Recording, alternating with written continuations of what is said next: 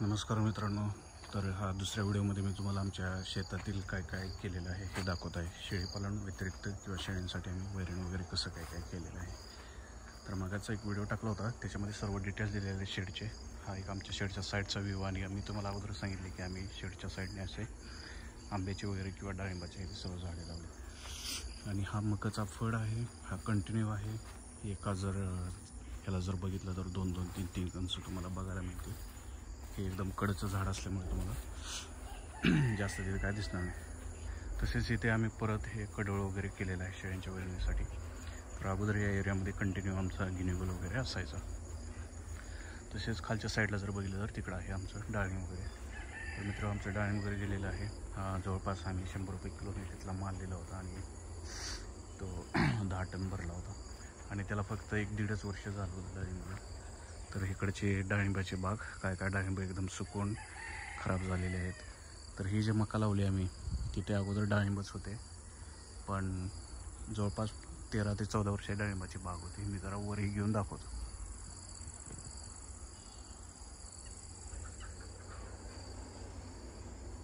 तर नंतर काय व्हायला की त्या डाळिंबाला मुरमाचा आजार आला, म्हणजे त्याची बुडच खराब व्हायला लागली. त्याच्यामुळे आम्हाला ती बाग काढावी लागली. तर इथेच आहे आमचं SCB वगैरे ते सर्व काही. आणि ह्या ड्रममध्ये असतं आम्ही रेगुलर शेणखत वगैरे हे ते टाकून जैविक खत बनवतो. तर ह्या पण बागाचं उत्पन्न झालं आहे. सध्या आम्ही थोडंसं वेटिंगला थांबलेलो आहोत डाळिंबाची बाग वगैरे कट करून, जेणेकरून राईट टायमिंगला त्याची कटिंग करावी, म्हणजे त्याचा व्यवस्थित माल वगैरे येतो आणि त्याची सेटिंग पण होते. सेटिंग मीन्स त्याला फुलं वगैरे व्यवस्थित येतं. तर इकडूनच जे मगाशी मी अगोदर जे काय व्हिडिओ टाकले ते आमच्या शेडचा व्ह्यू वगैरे असा आहे. तर इथेच आमच्या अगोदर वेगवेगळ्या टाईपचे घास होते, जसं की मेथी घास, शिवरी घास आणि बऱ्याच टाईपचं जे की शेळ्या खूप आवडीने खातात. तर इकडचा भाग आहे गिनीगोल. इकडे हे आंब्याचं झाड. तर हे गिनीगोल जरा थोडीशी वाहतूक लांब पडते, पण असं पण काही नाही आहे. ज्यावेळेस आमच्याकडे गाडा असतो त्यावेळेस ही वैरण आम्हाला शेळ्यांना सहजपणे नेता येते. तर गिनीगोलला आम्ही ड्रीप केले आहे, तर कधी कधी खालून पण भिजवतो. हे बघा डाळिंब मग छाटताच्या वेळेस त्यांना अशा टाईपचे फुलं आलेले आहेत. आणि हे जर पुढचा भाग बघितला तर ते आहे सुभाबळ, जे की शेळ्यांचं एकदम सर्वात आवडतं खाद्य आहे आणि शेळ्या ते एकदम आवडीने खातात. तर इकडे पण ही डाळिंब होते. तुम्ही जर बघितलं तर ही पण डाळिंब फक्त 1.5 वर्षाची आहे.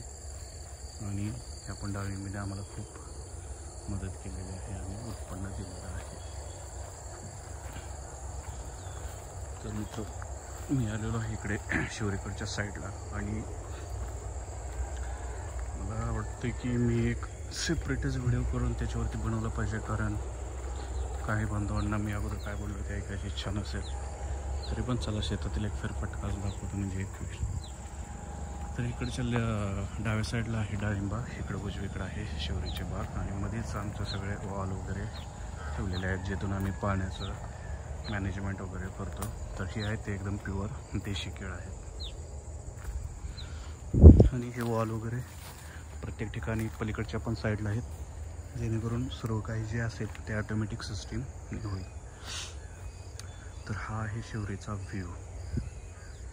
तर ह्या व्ह्यूचा जर एक फायदा बघितला, व्ह्यूच म्हणतो हे रानाचा, तर हे रान जे होतं ते पूर्णपणे खडकाळ मातीचं रान होतं आणि ह्याच्यातून आम्हाला जास्त काही उत्पन्न पण येत नव्हतं. मग त्यावेळेस एक आयडिया सुचली की चला शिवरी तर लावूया. तर ह्याच्यातून एक पूर्णपणे गाडा भरून शेळ्यांसाठी वैरण निघली जाते, आणि याच्यामुळं शेळ्यांच्या पिल्लांना करडांना ह्याचा खूपच भारी फायदा होतो आहे.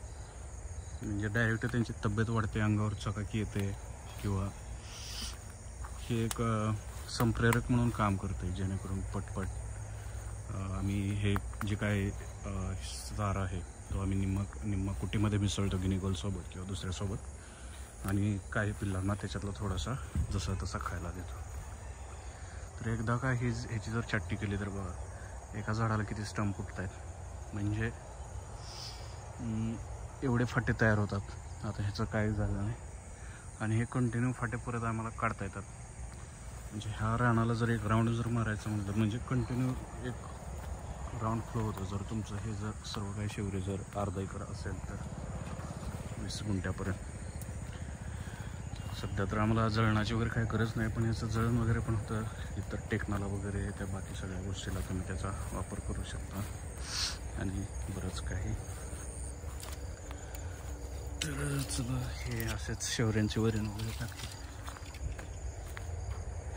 तर इकडं रोड आहे, हायवे टचच घर आहे, त्यामुळे येणाऱ्या जाणाऱ्याला इकडे काही इश्यू होत नाही.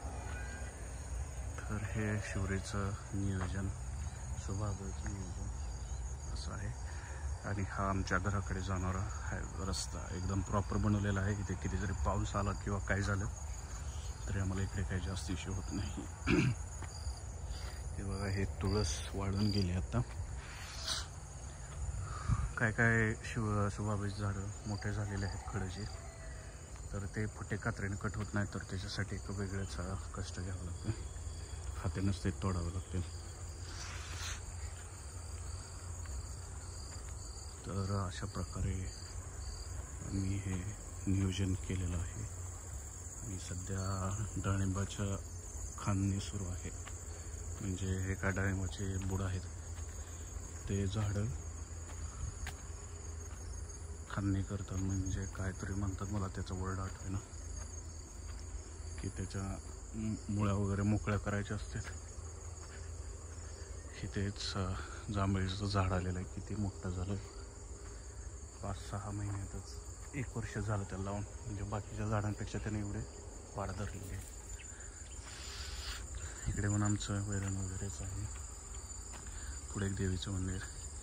इथून जर समोर बघितलं तर एक शेड, शेळ्यांचं शेड. म्हणजे तुमचं शेळ्यांचं नियोजन वगैरे असतं ना, किंवा इतर जनावरांचा चारा वगैरे करताना असं नियोजन असलं पाहिजे की ते एकदम घराच्या, म्हणजे ते मधोमध असलं पाहिजे की जेणेकरून तुम्हाला सगळी वाहतूक वगैरे पटकन तिथल्या तिथे आणता आली पाहिजे. तर हे वाटतंय का, हे आमचं आहे देवी मातेचं मंदिर जे आहे, भवानी जय माता. तर रोज म्हणजे पौर्णिमा अमावस्येला तर दिवा असतो, किंवा आमच्या शेताची माता आरक्षण वगैरे करते आणि बरेच लोक इथे येतात, पाया पडतात आणि श्रद्धा असते. त्याच्यामुळे एक समाधान वाटतं की शेताचं वगैरे रक्षण, म्हणजे एक ईश्वराच्या ह्याच्यातून आम्ही बघतो. आणि पलीकडे जर रानाकडे जर बघितलं खालच्या साईडला, तर तिथे आहे देवीतली तळं. ते आम्हाला शेततळ्यासारखंच काम करून देते. तिथे पाणी वगैरे साठवता येते, सर्व गोष्टी पाणी वगैरे काढता येते, बऱ्याच गोष्टी तिथे करता येते. म्हणजे एकदा जर ते शेततळं भरलं तर मार्चपर्यंत कम्प्लिटली पाणी जाते. तर शेळी बांधवांचं ज्या मित्रांनी हे व्हिडिओ शेवटपर्यंत बघतायत, तर त्यांच्यासाठी हा शेडचा व्ह्यू पाठीमागून इथपर्यंत. तर मित्र, व्हिडिओला शेअर, लाईक, सबस्क्राईब करत जावा आणि शेअर करत जावा. थँक्यू.